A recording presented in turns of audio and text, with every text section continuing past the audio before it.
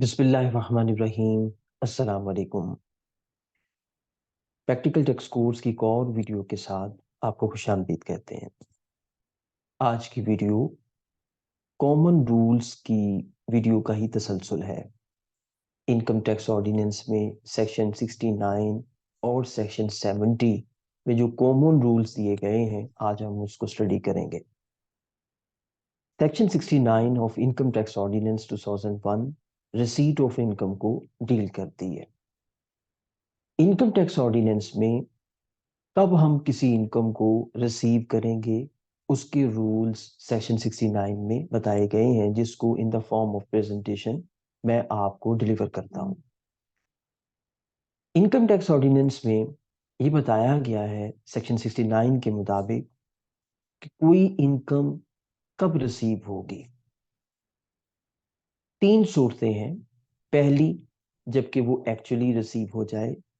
दूसरी, कि जिस बंदे को ये रिसीव होनी थी उसके बिहाफ पे किसी को मिल जाए, मतलब कि मिस्टर ए उसको मिलनी थी, उसके बिहाफ पे मिस्टर बी ने रिसीव कर ली, तो भी रिसीट ही कहलाएगी।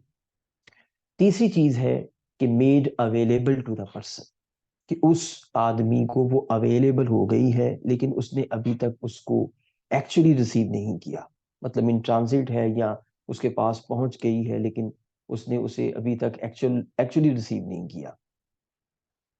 अच्छा, अब ये चीज यहाँ पे समझने वाली है, वो ये है कि जो तीसरा पॉइंट है कि made available to the person में, जब हम बात करते हैं सैलरी पर्सन की, तो सैलरी पर्सन जो है ये वो पर्सन है जिसकी इनकम टैक्स में सेक्शन 12 के मुताबिक टैक्सेशन रिसीट बेसिस पे होता है।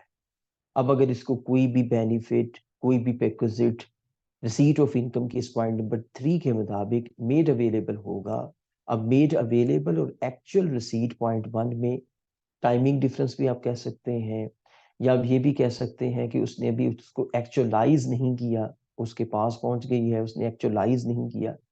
तो ये एक कॉन्ट्रावेंशन है बिटवीन द इनकम टैक्स, क्योंकि सैलरी पर्सन की जो टैक्सेशन है वो रिसीट बेसिस पे है।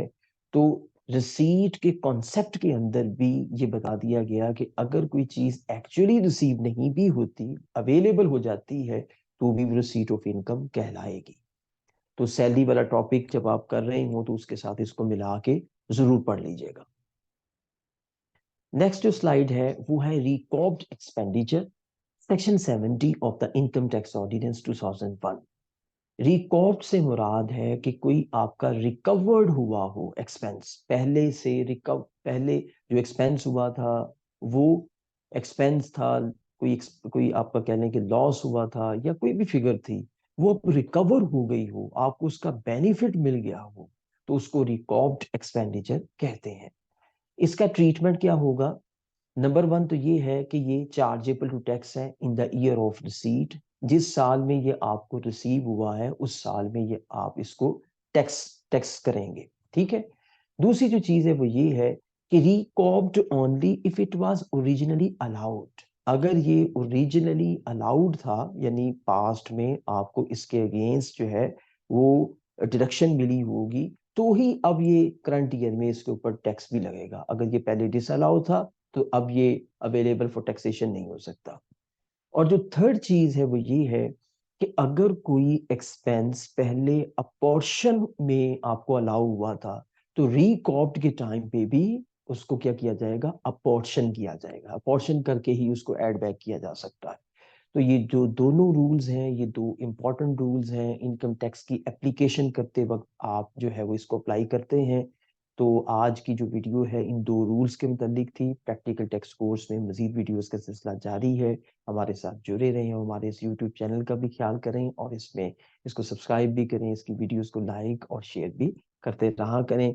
Until the next video, I would like to take permission from you and say goodbye. Allah Hafiz.